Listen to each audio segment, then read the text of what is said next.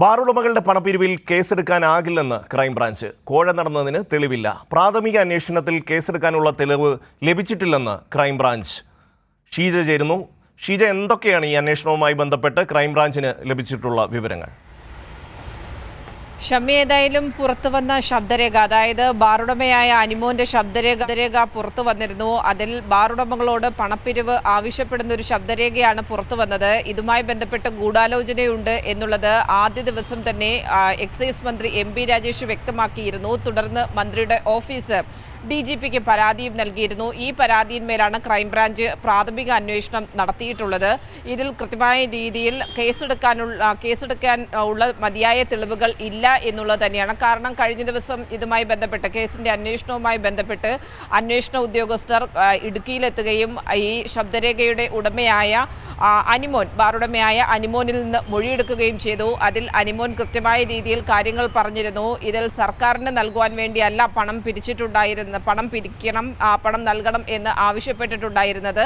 അത് ഞങ്ങളുടെ സംഘടനയുടെ ഓഫീസ് കെട്ടിട നിർമ്മാണവുമായി ബന്ധപ്പെട്ട് അതിൻ്റെ രജിസ്ട്രേഷനുമായി ബന്ധപ്പെട്ട് തുക പിരിക്കുന്നതുമായി ബന്ധപ്പെട്ടുള്ള കാര്യങ്ങളാണ് പറഞ്ഞത് എന്നുള്ളത് അന്വേഷണ ഉദ്യോഗസ്ഥരോട് വ്യക്തമാക്കിയിരുന്നു.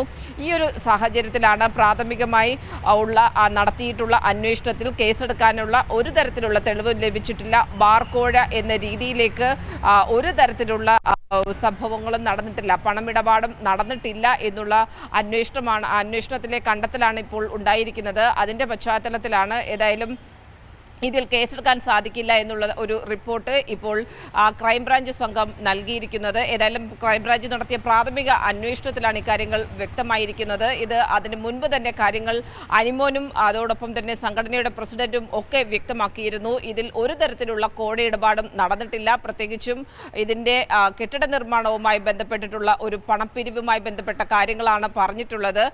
തൻ്റെ ശബ്ദരേഖയെ ദുർവ്യാഖ്യാനിച്ചതാണ്. തൻ്റെ ശബ്ദരേഖ തൻ്റെ മാനസികാവസ്ഥയുടെ അത്തരത്തിലൊരു സംഘർഷാവസ്ഥയായിരുന്നു. ആ ഒരു മാനസികാവസ്ഥയിൽ താൻ പറഞ്ഞുപോയ കാര്യങ്ങൾ തെറ്റിദ്ധാരണയുണ്ടാക്കി. അതിൽ താൻ ഖേദിക്കുന്നു എന്നുള്ള കാര്യം അനിമോൻ തന്നെ തൊട്ടടുത്ത ദിവസം വിശദീകരിക്കുകയും ചെയ്തു. ഏതായാലും അതിലിപ്പം പ്രാഥമിക അന്വേഷണമാണ് ക്രൈംബ്രാഞ്ച് നടത്തിയിരിക്കുന്നതും അതിലാണ്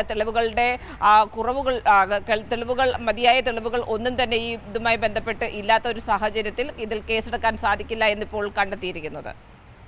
ബാറുടമയുടെ ശബ്ദരേഖയുമായി ബന്ധപ്പെട്ട് കേസെടുക്കാൻ തക്ക തെളിവുകൾ ലഭിച്ചിട്ടില്ല എന്നുള്ളതാണ് ക്രൈംബ്രാഞ്ച് അന്വേഷണത്തിൽ വ്യക്തമാകുന്നതെന്ന് ഷീജ റിപ്പോർട്ട് ചെയ്യുന്നു.